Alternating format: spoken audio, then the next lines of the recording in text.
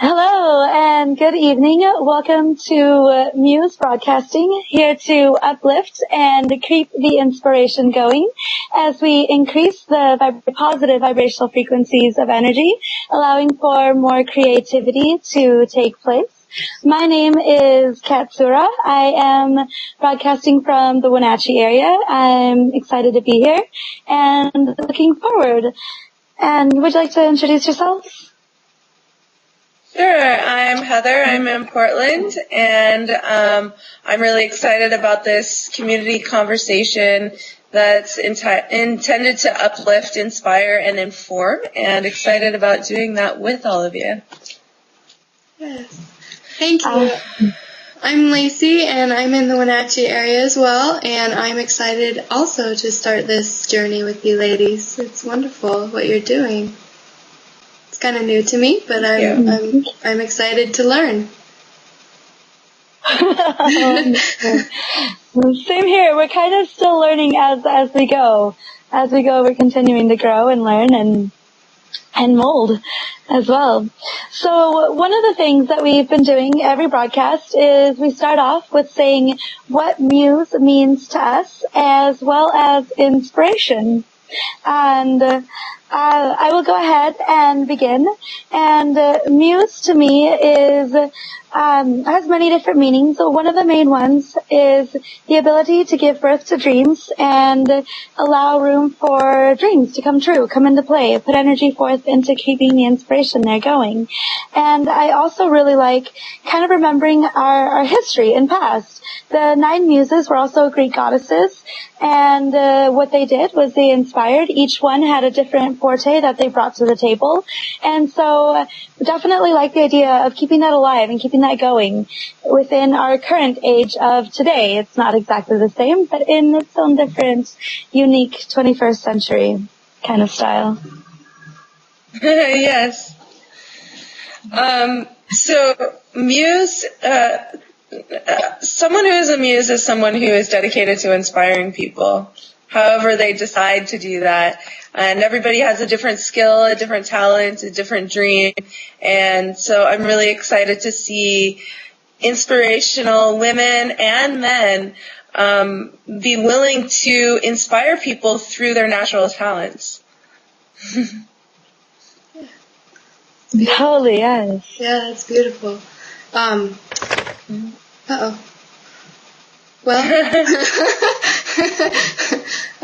Well, I guess what Muse means to me is I'm just now learning about what Muse is, and playing off what you said is I'm excited to inspire others, and I live to light the fire within others and teach them what I know so that they might light the fire within others still, and so that we create a mass awakening of people to change the paradigm in our world.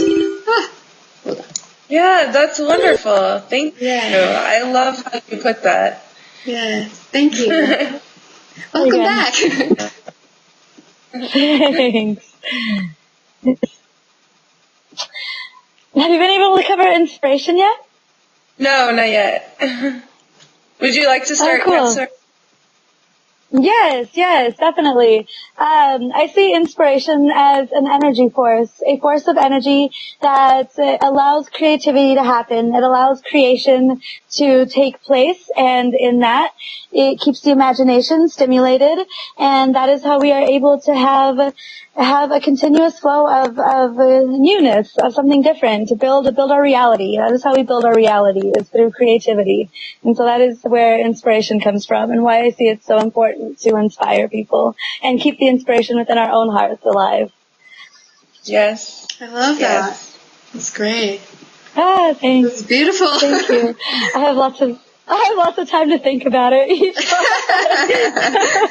and it's interesting because we've been going for, this is the 6th, 7th one, and it still changes almost every time. Like, there's still something new to add and something different, and I realize, like, it's ever growing. It's just so vast that I can't just stick to one term and say, this is inspiration, and that's it. Because it is, but then there's so much more to it, and it just is it's a waterfall. It's a waterfall. Yes. Yes. Totally. Yeah. Would you like to go ahead, Heather? Sure. Inspiration is a feeling. It's a spark of enjoyment, a spark of passion, a spark that motivates from the inside out. And it's driven by the emotions that make up inspiration. Where the whole world is driven by. So I really appreciate the power the feeling that inspiration gives people, and it allows them to motivate themselves and to do things that they wouldn't necessarily think that they could do, or that they wouldn't have the desire to do necessarily without that little spark of inspiration. So I really appreciate inspiration as an emotional experience. Yes, definitely. Most definitely. Thank you. Yes. For me, inspiration is like I said before, it's fire. It's the fire inside you to make a change and, I guess have a paradigm shift and to, see the change that's happening and that's inspiring, I guess. So it is a feeling, and it's that passion, and, it's just seeing results. And continuing to have fire within you to thrive for change, I guess. Adding on to what you guys said. Wonderful. Too, Yeah. I really like comparing it to fire. Yes. It definitely it shows that vitality behind it, and then the passion that inspiration can draw. Cool. Yeah, I really like that. And so, all of it really. It's anything, all beautiful. with it. Totally. And so, if you were able to catch last week's, you know that today, and kind of keep up with what has been going on via Facebook. And one of the aspects that we are doing is we're going to re-go over last week's topics, which is starting off with boundaries. And honoring boundaries. What are our own boundaries? Honoring other people's boundaries. Leading into trust, defining trust, trusting ourselves, trusting others. And then finally trust. It kind of also leads into that very powerful emotion of love. And what emotions we put with love. And honoring and self-love, partnership love, as well as universal love. And then, of course, as has been tradition for the past three months, I believe it is, we have had some inspiration work. So we'll go ahead, and last inspiration work was loving those that are hard to love, a little bit challenging to love. Not only loving them, but showing love. And so we get to talk about these subjects a little bit more, see how it kind of went with everybody, and go forward from there. And so I've been able to start the other ones. Lacey, would you be interested in Sure. What are boundaries to yourself? What does that mean to you? Boundaries, an interesting topic. Boundaries means for me knowing my limits as to and how to vocalize them to other people, and letting them know where I stand and what I am, I guess, how far I am willing to go to help someone or make something happen. And to me, it's important to set firm boundaries so that people don't take advantage. And for me, being having boundaries is important, because if you don't set boundaries, then people can just feel free to take advantage of you and not have gratitude towards what you're giving to them. And I've had to work a lot in the last week in setting some boundaries at my work, and it's been very difficult, especially with people who are above me,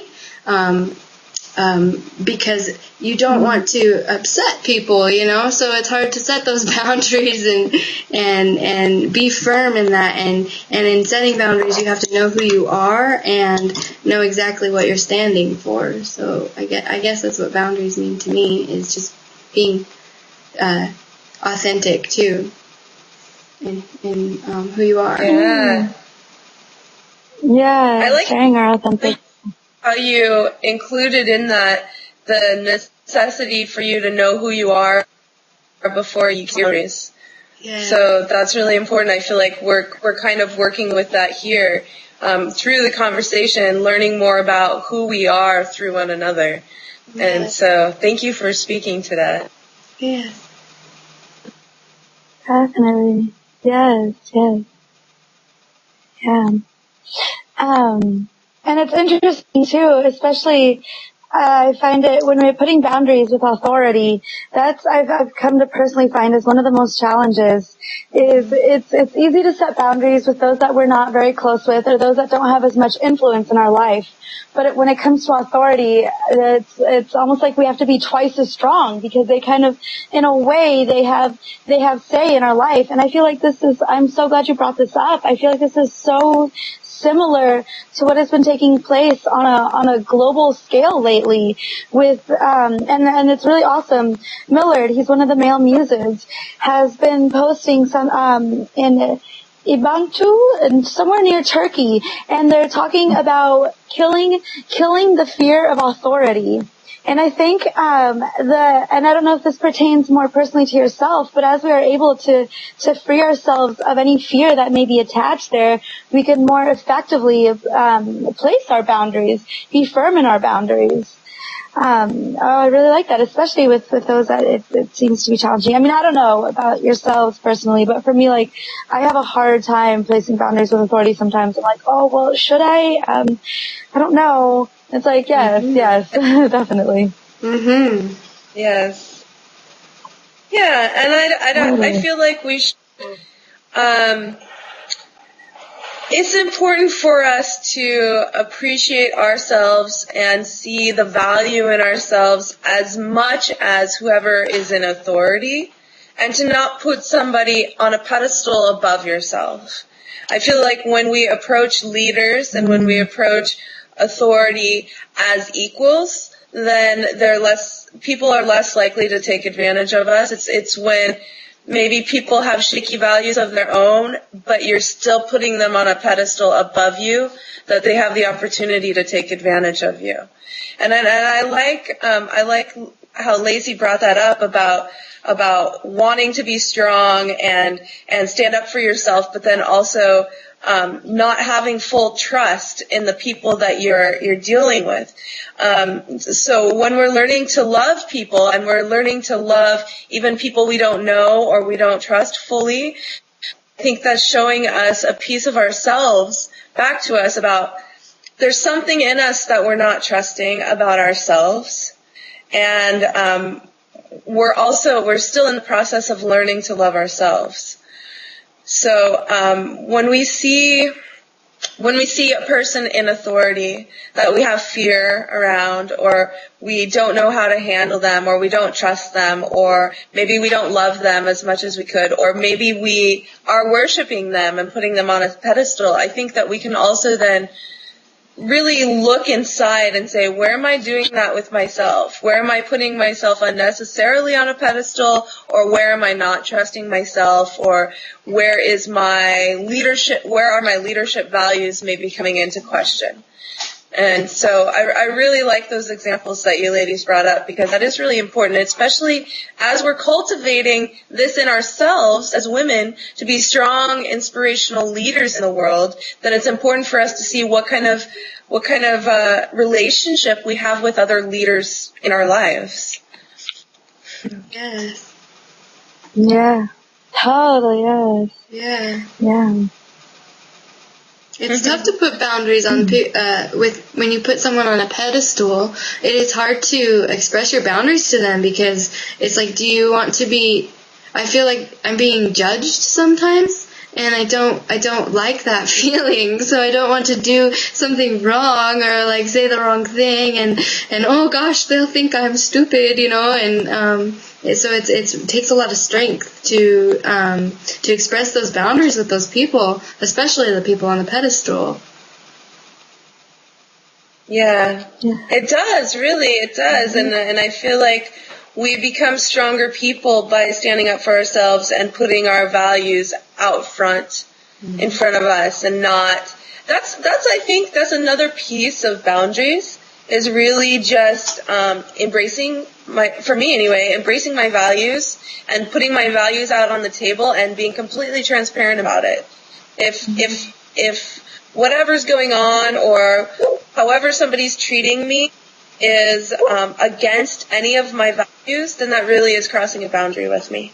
And so it's not just about, here's my boundaries, here's what is okay with me and what is not okay with me, which that's part of it, but it's more about, these are my values, and I have an emotional attachment to my values, and they're really important to me, and I can't compromise my values. And so that's why it feels like there's some boundaries being crossed, because there's my values that aren't being respected or are being compromised. Yeah. I am so glad you mentioned that. 'Cause I had an experience that brings a new perspective to it with values. I definitely had an experience this weekend in which a person wasn't overstepping our connection. Lacey, I got the I'm sorry, Catherine. Oh my goodness. So there's a situation where plans really changed. And so I was spending time with this person that I normally wouldn't spend a lot of time with. And thank goodness I had other people around to keep me more sane. Oh boy. Yes.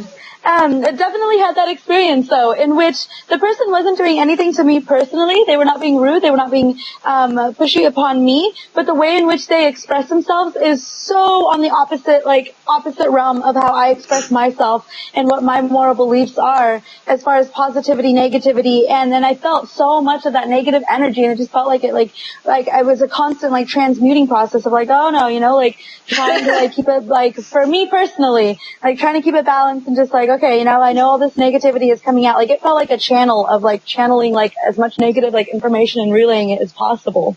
I need to talk slower. I forget that. And so in that, I finally realized, I was okay, I need to be clear and specific and say, lines have been crossed, and this is what's taking place. And it was moral. There was moral lines. It was not any kind of actual, someone was treading into my territory. I mean, they were, but they were invited because of circumstances at that time, which is one thing that comes up, is sometimes people will be in our boundary space, and it's we can't almost help it. I mean, we can just say no, which is totally okay. A lot of us, I know, though, people are good. The bulk of humanity is very caring, is very loving, and people are good, and they're going to do what they can for their neighbors when the time comes to it.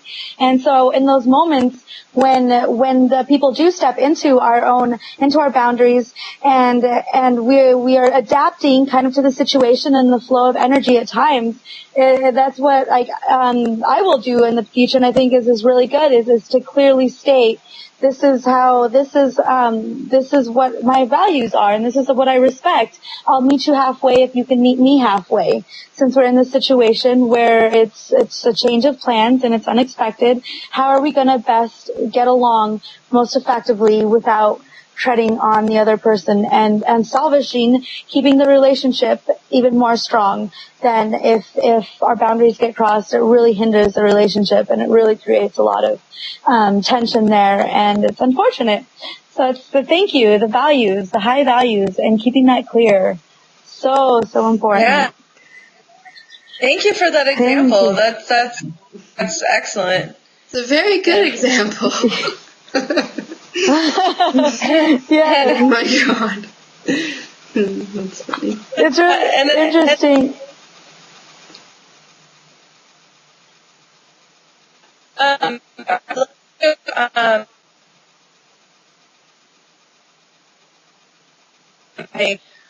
Gosh, it's early this morning, or not even so early. I just came back from a trip with my family, visiting my family, and my family can be people to deal with.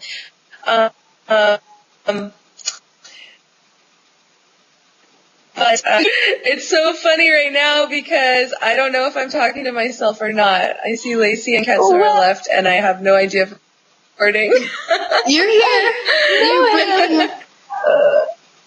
Yeah, it was breaking up a lot. So I was like I was putting my ear closer to someone else. But yeah, no, it was breaking up a lot. Could you kind of restart that? Because it sounds very interesting. Sure.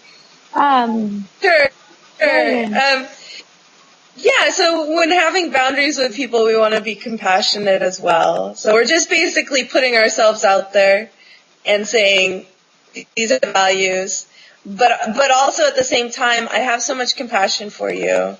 I know that you are your own person with your own values, and that you have your own life story, and it connects to me in a different way. So my journey, my visiting that I just had with my family, I was able to put that into practice. I don't necessarily get along with all of my family, but one exercise that I have learned is to open up maybe like a canyon energetically in between us, and everything negative that they throw at me, it doesn't even cross the canyon. It falls straight down into the middle of the earth, and the earth transmutes that energy into something necessary for there's positive and negative energy in the universe, and both come into play in all aspects of our lives. And because we are consciously evolving and growing, then we can choose how much light, how much darkness, how much positive, how much negative we want to accept into our lives. But we can also have different little exercises that will help us to keep our energy clear and the way that we want to have it, so that we don't have to take on other people's negativity, like what you were talking about. You can open up a portal or a big like canyon in the earth in front of you, between you and them, and everything that they throw at you can fall directly into the earth unless it's really, really made of light, and then it floats and flutters over the canyon and just like lightly lands on you, and then you can do what you want with that. So there's all these different imagination exercises, I guess, that can really help energetically and emotionally with dealing with people hard to deal with. I appreciate you sharing that, because I had something similar when dealing with others, and so I act that way. Yeah, I like the using the canon and the imagination, bringing imagination in to ease the. Sometimes I think we take it on. We think we need to take on all so many burdens, and we don't. And even if we're not like directly passing it on to somebody else, metaphysically, energetically, we are letting the earth help us. We're allowing for divine intervention. Definitely. Yeah.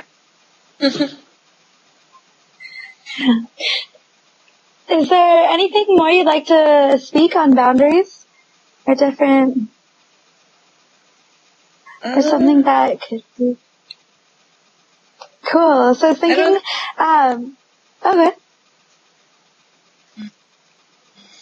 okay.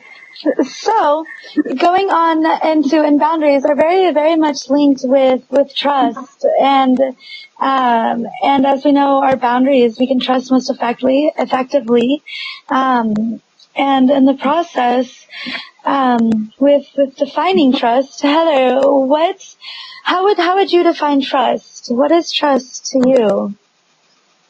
Yeah, that's a good question. Well, when I trust somebody, I'm totally open to them, and I'm totally accepting of them, and I don't have any feelings that I need to protect myself, and I don't feel uncomfortable around them. And so sometimes when I don't trust somebody, it's not necessarily even anything about them. Maybe it's something that they said, or a little mannerism, or sometimes it's an intuition. So there's all these different layers of mistrust. Sometimes it's an automatic reaction where you your walls automatically come up because of one little thing that happens, and it subconsciously reminds you of a time that you got taken advantage of, or a time when you couldn't trust people. And so automatically your walls come up, and then you're mistrusting of the people. So there's that. That's just like an automatic reaction, an automatic pattern, and it's always good to look deep within yourself when you have these negative reactions or negative emotions. And when I say negative, I don't mean that it's bad. I just mean that it feels negative rather than positive. So whenever these come up, then I like to look within myself and question and really be authentic and honest with myself. Why do I not trust this person? Is it an automatic reaction of my walls just coming up to protect myself based on something in my past? Or is it that they have ulterior motives that they're not being upfront and clear about and transparent about?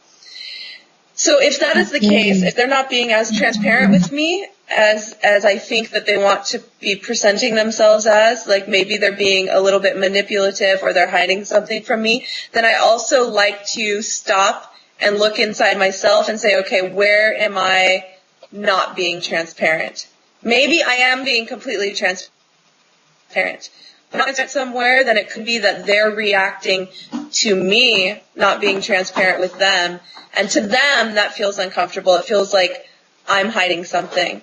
So then I just intend to settle into that and be even more authentic, honest, and transparent with my communication with them, and see how they react. And if they're reacting you emotionally and energetically, whatever you put out, however you communicate with them, or whatever you give them, they're giving you the same thing back. Sometimes not. Sometimes they have their own personal issues. But it's almost like a dance. With each person, each conversation, it's like, okay, what am I doing? How am I giving that to you? How are you taking what I'm giving it to you? And how are you giving that back to me? So I think with trust, it's important for us to recognize, where is this mistrust coming from? Is it coming from an intuitive point, or is it coming from an automatic reaction point? And so that's something that I'm working on for myself, and that I practice on a regular basis, is to know where mistrust comes from so that I can trust people more. Yes, yeah, understanding, making sense of it. Yeah. Totally. Yeah, and that made me think in the trusting and learning to trust, and whether it's stemming from our own selves and that need to first look within. What is it that we really feel? Is it something that we are? And Lacey, you bring this up. That I've really gotten this from you. The projection. Are we projecting it onto others from past experience or what? Definitely, yeah, I can, I can relate there. And it's definitely been kind of a whirlwind, with trust, and, going through phases of trusting and lacking in trust. One of the things, and we were kind of talking about this earlier, is how safe is it to be openly trusting? You know, we have sometimes I personally get told I'm either too nice or too trusting, which I don't think there's too much of that possibility. It's just a matter of understanding our I think our boundaries at that point, and really stating our boundaries and being strong in that. And then I think, what was the question? I can't remember specifically, but, how do we trust? And, I guess to be comfortable in trusting, to be open with our trusting there, safely trust. How do we safely trust? That's oh goodness, I don't know if anyone has anything on that. I would that for a minute. I feel like in order to safely trust others, we first need to safely trust ourselves. Yeah. So it's accessing our inner wisdom, knowing that we can fully trust our inner wisdom and be connected with our intuition, and then going out into the world with that. That's our wisdom. And so when we are committed to that from the beginning of the day, and we go out to the world in our wisdom, utilizing our intuition and having complete trust in that, then nobody can pull the wool over our eyes. Nobody can present themselves not, because we just have so much inner wisdom in us that it's just transparent when they're trying to hide something or be something else or lie to us or anything, because we trust ourselves and we're in touch with our intuition, and we trust that intuition. So I think that's where the first practice comes from. What do you guys think? Yes, you must trust yourself before you can ever trust anybody else. And not only that, but once you are authentic in who you are and you, your boundaries, then you can trust people even more so, because you can set your boundaries with the people that you are maybe trusting or mistrusting. For me, trust is a huge issue. I'm one of those people that when I first meet someone, I don't fully trust them, and I don't know if it's because I've been wronged in the past and that I have issues with that, or if mainly, really, honestly, I trust women more than I trust men, and I know that seems very sexist, and I realize that, but intuitively when I meet a man, it's very rare that I fully trust them at first, and I don't know why that is, but for some reason, I don't extend my trust fully to them, and I don't know if it's because of my own issues or what, but I wish that I could find a way to alleviate that a little bit, because I don't want to alienate anybody. Yeah, I agree. And in mentioning that, I'm similar. I'm definitely similar. And, I mean, when a girl starts to talk to me, I just think, oh, she wants conversation. If a guy starts to talk to me, I'm like, are there ulterior motives here? And what are those ulterior motives, if there are? And it probably is, I see it as a history as females. I mean, there's really good guys out there that they simply just want connection, like human connection. And then we have experienced those males that's more than just, they want a different kind of connection, the kind of connection that maybe we're not ready to give, or we are not looking for. I think it's built up over time and over a lot of social, what used to be the norm, how males have been priorly noticed as and looked as. And I really like to believe that we're breaking away from that, but I'm also in that same lens. The first thing I kind of stumble on is what are ulterior motives when speaking with men. And so I realize I have stronger boundaries with men. I have much more profound boundaries, and women are definitely let closer into the inner sacred garden a lot quicker. And I'm not necessarily saying it's the wisest choice on my behalf. I definitely have been, I think we all have been abused, taken advantage of by men and women, whether we are women or men. And in that, it's, I personally am the type that I will give anyone a chance. We'll give anyone a chance and let them into a certain amount and take in what they have to say, and from there move forward. And as I get to know them better, I like to bring in my friends and my family, the closest ones to me, and be open about how I feel about this person, and get opinions from those I respect the most, and into what they would suggest and how they feel, and really take that into consideration in the process of building foundations, and building the foundations. Absolutely.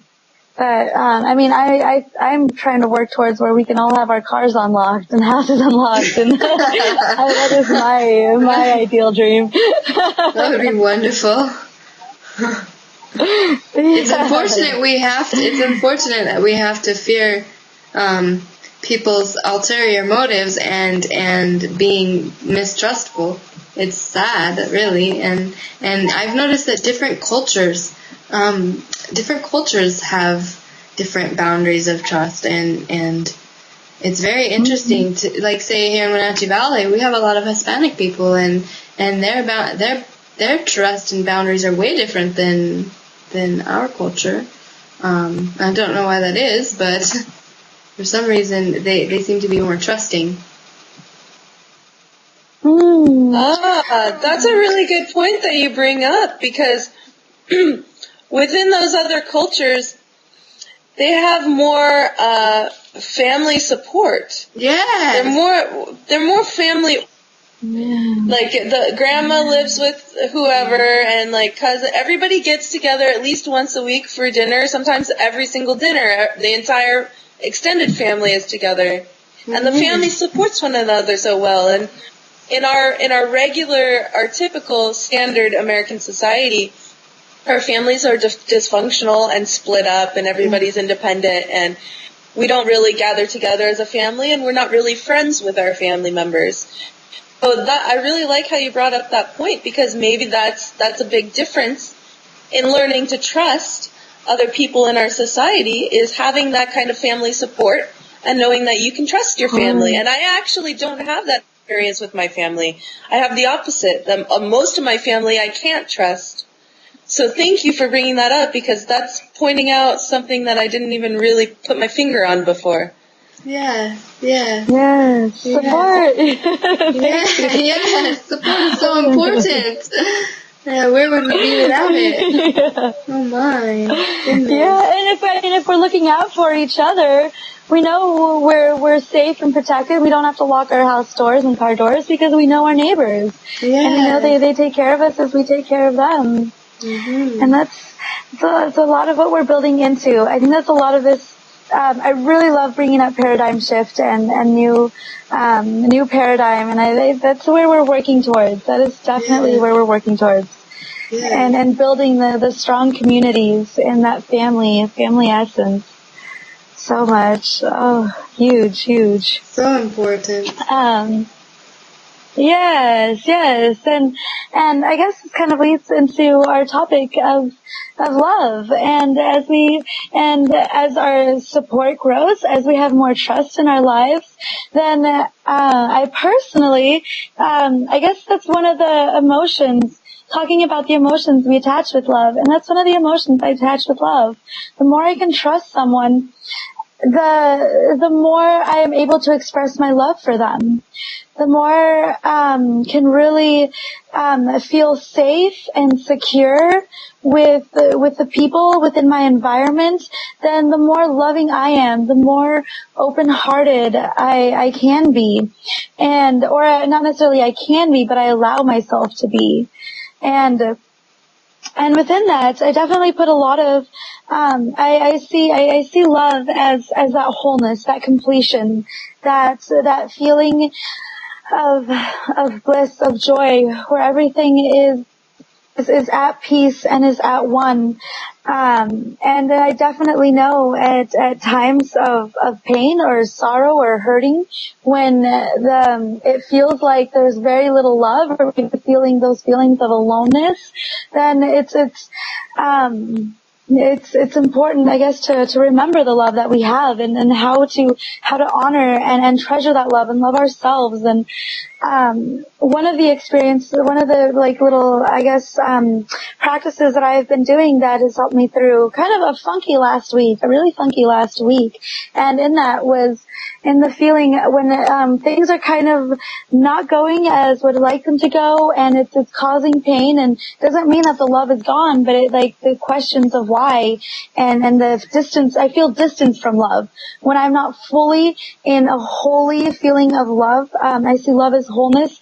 When it feels like there is separation and it's just connection, then I feel like the love is not as strong, as powerful for myself or for others. And one of the things I've really been doing, and that has helped, is to completely forget about myself and direct the last bit of energy, the last bit of strength I have into the universe, into source energy, into God, Goddess, and give that almost as in this is what I have to offer. And from there, it just kind of like, it brings has helped bring a calming sensation in that. And so that can hold on to the love that is there, that it never leaves. Love never leaves us. But definitely, sometimes it feels like we are alone, and it's like, where is this beautiful feeling of love?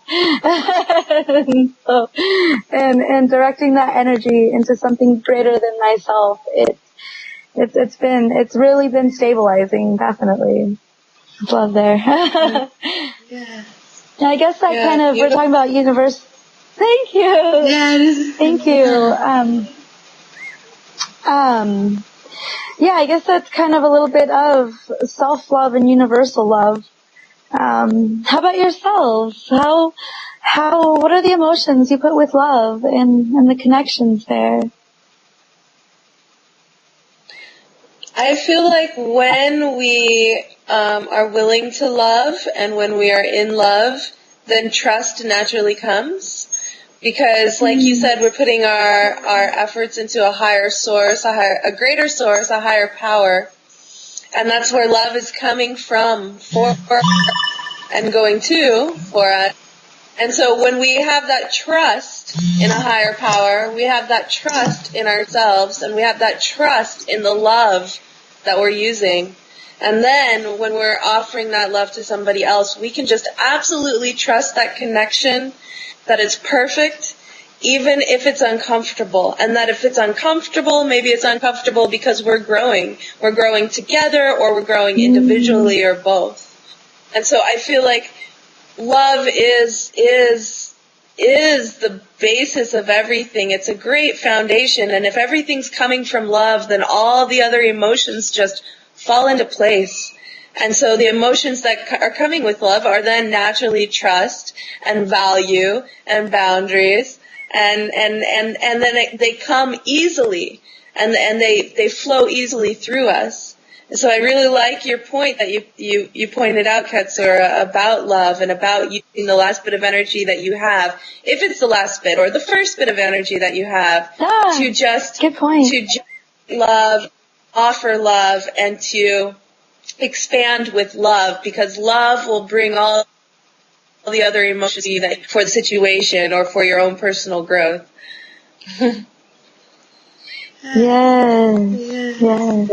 Yes. Well, thank you. Yes, thank you. For me, I feel like I just I'm constantly loving, and I'm constantly, even if people are hard to love or they are not really, it's not romantic love, but I feel like each interaction I have, I'm so thankful for, and with that thankfulness is love, and so I extend that to the universe constantly, and I just feel it. It's kind of like that fire. It's that fire. It's passion and wanting to just give people good energy and good vibes and good feelings, and I feel like I walk through my day and I just try, I don't even try, I just love people for who they are, and sometimes the love is different. Sometimes a friend love is different than romantic love, and romantic love can be different from marital love, or it's all different. You cannot control how your soul feels about other people, I guess, and sometimes souls connect, and sometimes there's that it burns even brighter, and sometimes you can't channel how you're feeling about that love, like sexually or with a person, because sometimes you and then you just have to release it to the higher power, and just release that love and let the universe know that you love, and you love deeply, and it's amazing. And then with romantic or family love or friend love comes trust, and that is such a big part, and that helps you to love even deeper and feel even deeper and get a better connection with that person. But I feel like love is kind of the spiritual, like spirits meeting, and spirits playing, and if you're loving and someone's extending their love to you, then your souls are entwined, and that's how I feel about love, and it's all connected to the source energy, so it's all just love. Yeah. Beautiful. Thank you. You actually reminded me of something I've heard recently, and it was by a gentleman, Steve Backo, and he was talking about other dimensions and these different dimensions and higher dimensions once we're past maybe the 7th, 8th, 9th, 10th. I'm not sure. I need to definitely look more into this. But it talks about we're androgynous. We are neither female or male. And at that point, the love making and expressing, and how you were describing it reminds me of what he was describing it as in these higher dimensions, in which it's just a different way of showing love for one another, and just souls kind of joining and meeting and sharing with one another, just sharing what our essence is, what our souls have to offer, and then bring with one another, and interplaying that and mixing it in together. I really like that. It's really, yeah, it's beautiful. It's almost, I feel like, and that, and I like, and you know, people may disagree with this, but I believe that in the process of we can make love without being physical, without physical contact. Oh yes, yes. most definitely, just through eye contact even. My goodness, eye contact. There's nothing going. I mean, we had a class for my integrative nutrition school that the speaker came up and he said, "Now make eye contact with the person next to you." And just hold it for a minute and see what happens. And when you were done, it was very intense. And he goes, "Now what happened there? Nothing's really going on, but something is going on. What is going on there?" You know, because there's no words of what exactly is happening with eye contact. But it's like making love. In some cases, I mean, you know, it depends on the situation, but sometimes.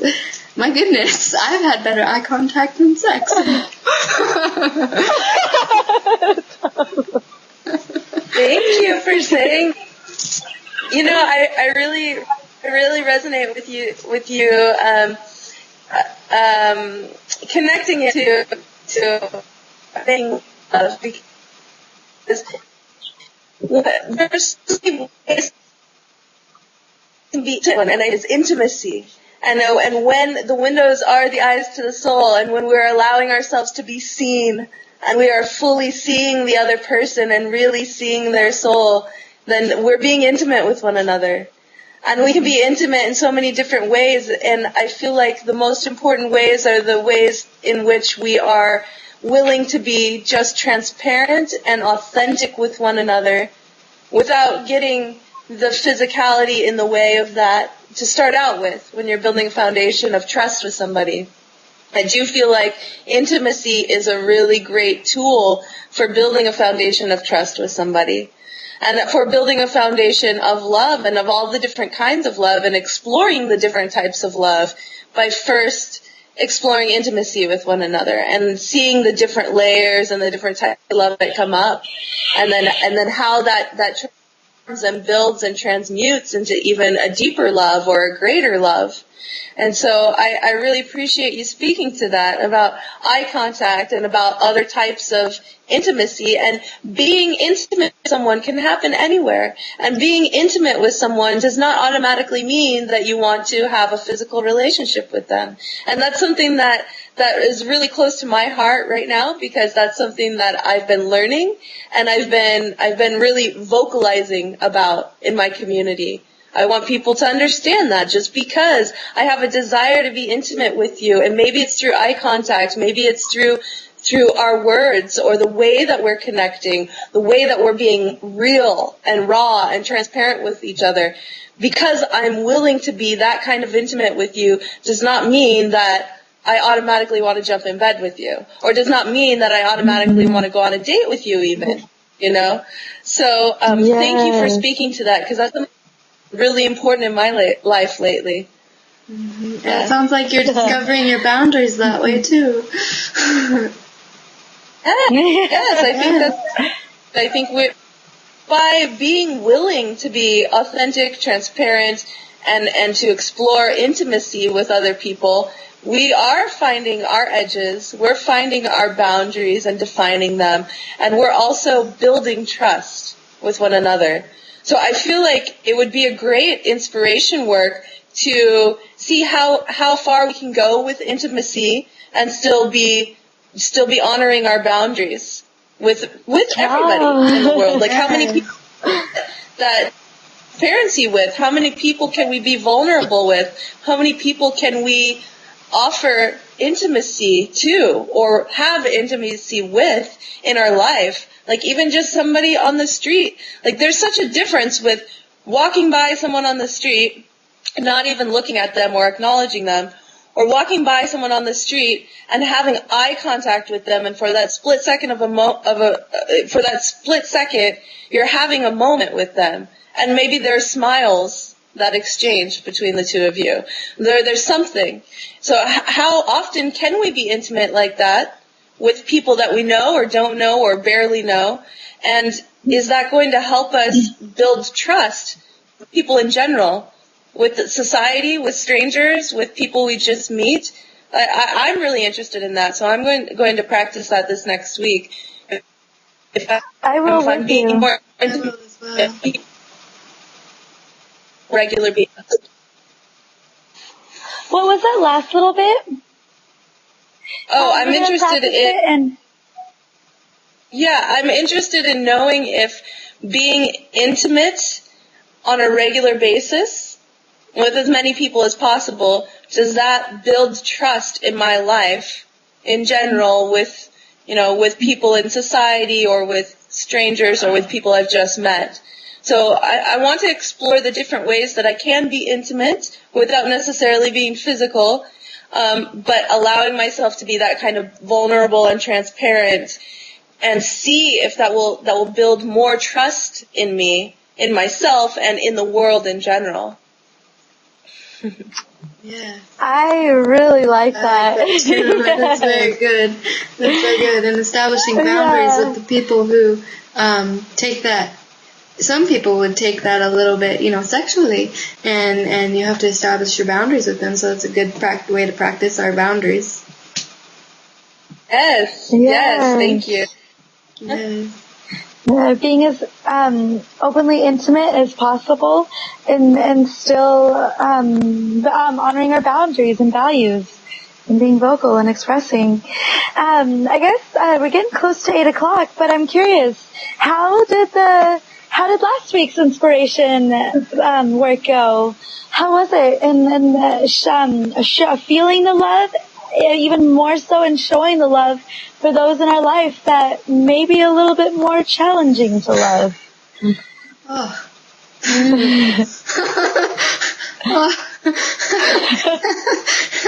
Oh boy. That's a lot. Yeah. Oh, I feel like as soon as we put this homework out, I was tested. Yeah. My brother showed up and Lord have mercy. Oh my. I had a challenge. I have to tell you. I had challenges. It was hard, and I've had some intimate, my husband and I have been having a little bit of problems, and it's nothing huge, it's just, we've been together for 10 years, and sometimes he's difficult to love, and I have to tell you, we get in fights and it's difficult, sometimes you question things and you're like, oh my goodness, I just can't stand this negativity, because I'm a very positive person, and he's like, it's like yin and yang, it's like fire and ice, like totally, and you're in that moment, and you just feel like gosh, I don't want to love you right now. I want to just strangle you. And you just have to remember that love, and then just love even more, because they're hurting somewhere, and you need to love them even more through the hurt, and love them and see them through that. And then on the other hand, I had my brother, who is difficult to love just because he's difficult. And you just have to love them through being difficult and and their ridiculousness anyways, and just love them. And because people need love, and if you love them through their difficult moments, maybe it'll help them get over that a little bit. Mm-hmm. Yeah. Thank you.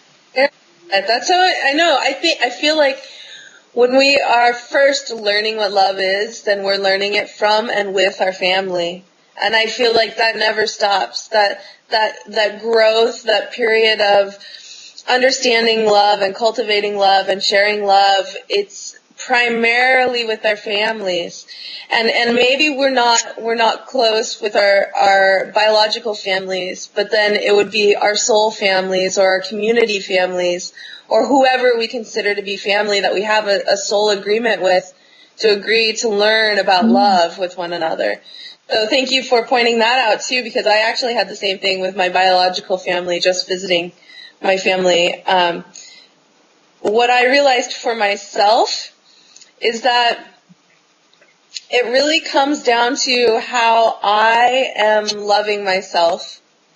And when I'm loving myself completely and fully, then I'm appreciating myself for being a part of my family and having difficult people in my life. Because that's bringing me challenges, that's bringing me lessons, that's giving me opportunity for growth.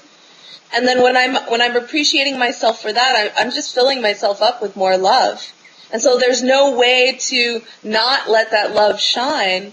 And even when they're being difficult, or when I can't agree with what they're doing, for example, or maybe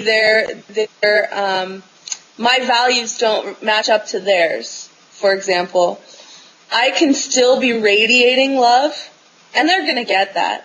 They're going to get that. Whether or not, I don't have to love what they do, I don't have to love how they are or how they act, but I can be radiating love while I'm interacting with them, and they're getting love from me.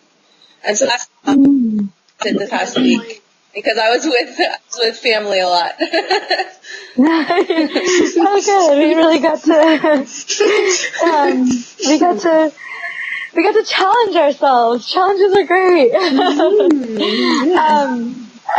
of the main things that I did through those times was just deep patience, extreme patience, and like you were talking about, knowing that sometimes the best we can do is just be our loving self, and while there might be some chaos around us taking place, we don't need to be a part of the chaos. It doesn't mean we're numbing our emotions and we are pretending things don't matter. It just means that we are aware and conscious of what is taking place, but we're